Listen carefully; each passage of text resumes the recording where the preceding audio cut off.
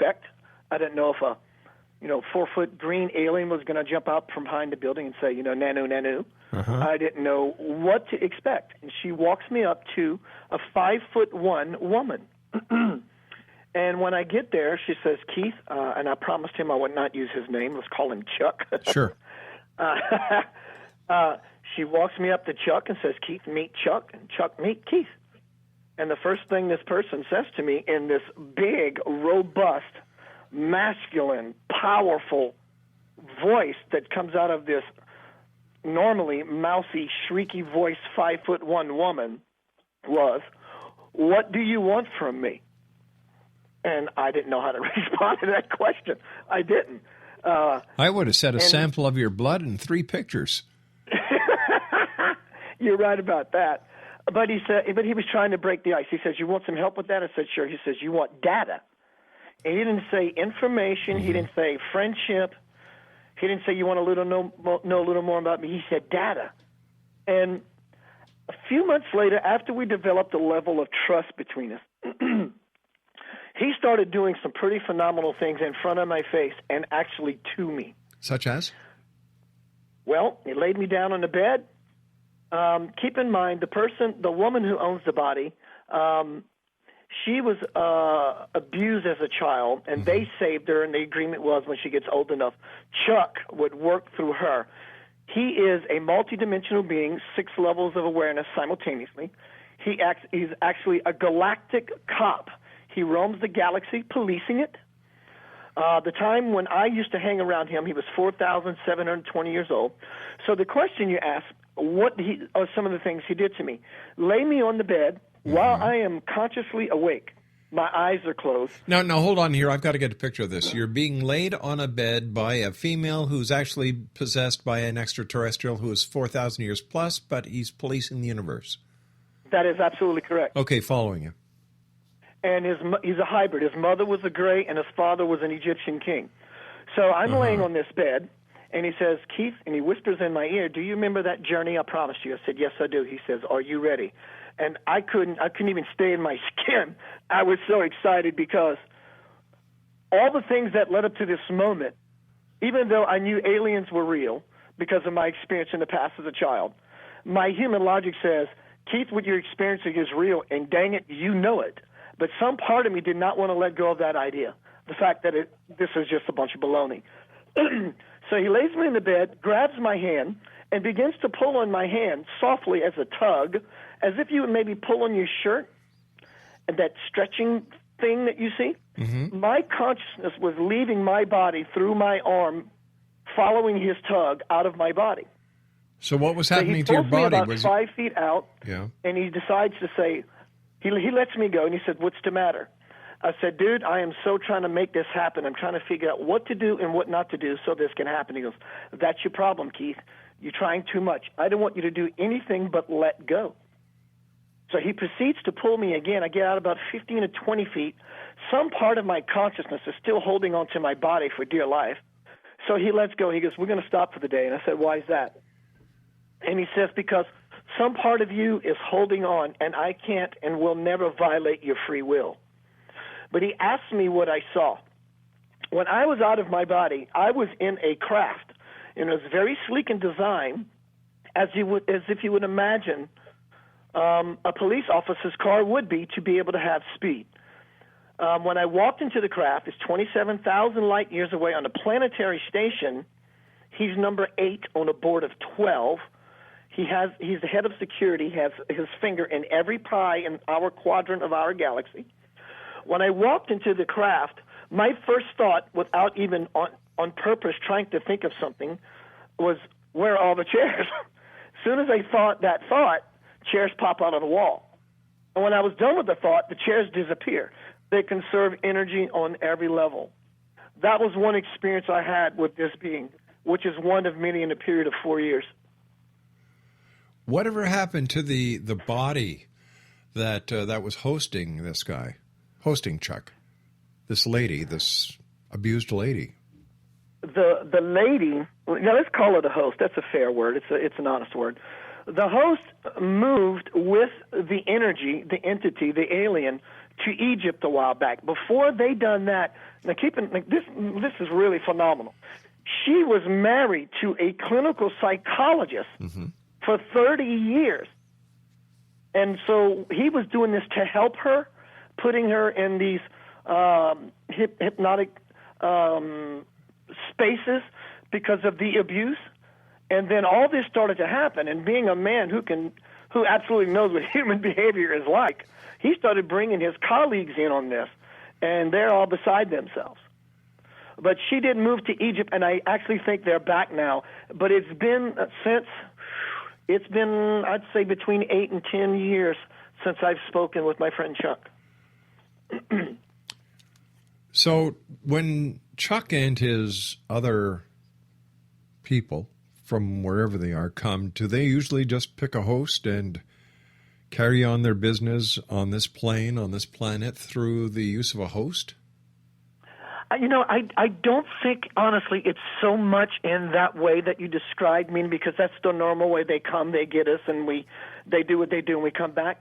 I think this was truly a shake hands deal from the beginning, because at her early age, somehow she's like an open channel, so anyone can just tap into her and begin to speak to her. She just so needed help, they just made an agreement. This wasn't like they selected her. This was just two friends doing favors for each other kind of thing. Have you had any other contact with any other extraterrestrial besides Chuck? Angelic beings, but as far as extraterrestrial, yes, I have. And this happens to me, I'd say, at least once a month, sometimes 2 or 3. A group of beings by the name of the Clarions. I used to have a sister energy from the Pleiades. Her name was Beck. She would come, and actually she was more like a trickster. She would poke me in my side and wake me up and fun with me. But I've had experiences all my life with beings that we would even consider ascended master type beings in extraterrestrial form, for example, like Enoch. It's just had a plethora of experiences all my life with many different bandwidths of consciousness. What is their main objective here? Why don't they just make themselves known once and for all? Why all the cloak and dagger? Answering the question about why they are hiding themselves, again, it goes back to my friend Chuck. They're making an appearance when they are truly not saying by the collective, please come in, would be violating our free will. And because they are a higher level, I wouldn't say higher, I'll use those words to make a point, but because they are operating on a different level of consciousness, they know that they cannot do that. So it's not beneficial to their own plan, which is to expand with the earth. Let me ask you this question. Maybe you can answer it, since other people I've asked can't give me an answer one way or another. This world is in a very delicate place in our history because of the amount of nuclear power that is at the hands of many nations. If someone, some nation, some leader was to push that button and initiate a thermonuclear war. Having said this, we know that it would be the end of the world as we know it.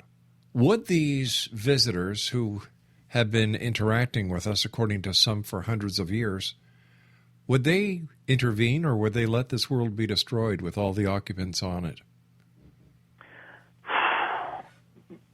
That is a fantastic question.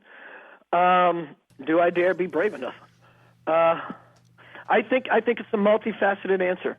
Okay. In my own personal opinion, I think this planet alone, not nowhere else. Let's talk about this planet.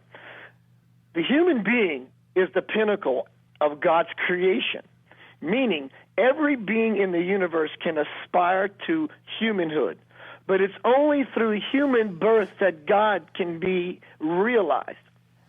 That being said, this planet was created with an intention, hence the prophecy, heaven on earth. So from my point of view, it's an absolute yes. Now, if we follow the Tibetan monks, you can get on Google and use keywords such as Tibetan monks, 2012, nuclear launch, prophecy. You'll find it. The Tibetan Buddhist monks collectively agree. Now, people think they meditate so they can relax.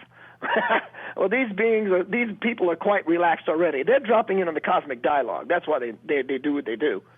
They have collectively agreed, at least through this article that I've read, that right at this period we're at now, Rob, some knucklehead is going to, or if he did, it would happen in this period, push that button. And when he does, visitors are going to appear out of everywhere, and you can just go outside and see it. They're going to shut the electrical grid of planet Earth down on the spot, and then everyone who is responsible for such a horrible, obscene act will be tried immediately. And the world from that point is going to exponentiate into a spiritual paradise in a matter of weeks, months, years. It's just going to continue to unfold into itself because all of this stink's going to come out of the rabbit hole. Now, you said 2012. We're now in 2013. Did you mean 2013? No, I actually meant the article said 2012. And I keep in mind, when we look at prophecy like that, and because they're probably operating on a dynamic of no time, that window of margin between 2012, even if it was December 2012 and where we are now, man, we're looking at splitting hairs. You know, they're picking up the energy the best they can from the platform we are launching the creation. Is it possible they got it wrong? It's very possible. I mean, but I think some of the most enlightened beings on the planet are Tibetan monks. You know, it doesn't mean that something didn't shift because everything is possible always. You and I have to take our final break. Keith, please stand by. Exonation, our guest this hour is Keith Anthony Blanchard. Here's his website, www.KeithanthonyBlanchard.com. That's KeithAnthonyBlanchard.com. And he's the author of, do you have your pencils and paper ready? I know you do. The Divine Principle, Anchoring Heaven on Earth. Once again, www.KeithAnthonyBlanchard.com. You're listening to the X-Zone Radio Show. My name is Rob McConnell. We're coming to you from our broadcast studio and center in Hamilton, Ontario, Canada. I'd love to hear your emails. Send me an email. Tell me what you think. If there's a guest that you'd like us to have on, if there's a topic you'd like us to cover, the email address is xzone@xzoneradiotv.com. And I'll be back on the other side of this commercial break with Keith Anthony Blanchard as we continue here in the X-Zone from our studios in Hamilton, Ontario, Canada. And don't forget, you can always listen to our podcasts for the last 90 days at xzonepodcast.com. And the X-Chronicles newspaper is available online at www.xchronicles-newspaper.com/newspaperstand.htm. We'll be back. Don't go away. There is no bloody revolution.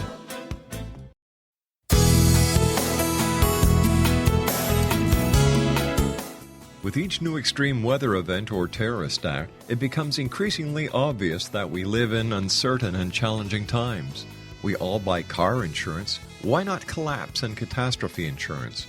Matthew Stein, an MIT-trained engineer and green builder, has written 2 outstanding books to help people prepare, plan for, and deal with everything from minor situations lasting a few days to full-on collapse. Matt's first book, When Technology Fails, is a manual for self-reliance, sustainable living, and surviving the long emergency. This massive book covers the gamut from first aid and emergency preparedness to alternative healing, renewable energy, primitive living skills, and 18th century technologies that could be critical to your comfort and survival in a long-lasting crisis. Matt's second book, When Disaster Strikes, is a comprehensive emergency preparedness handbook and survival guide. When Disaster Strikes is an essential item for every family's go bag. Both books are available at all usual sources. There's a wealth of totally free information posted at whentechfails.com, and author-signed copies may be purchased at mattstein.com.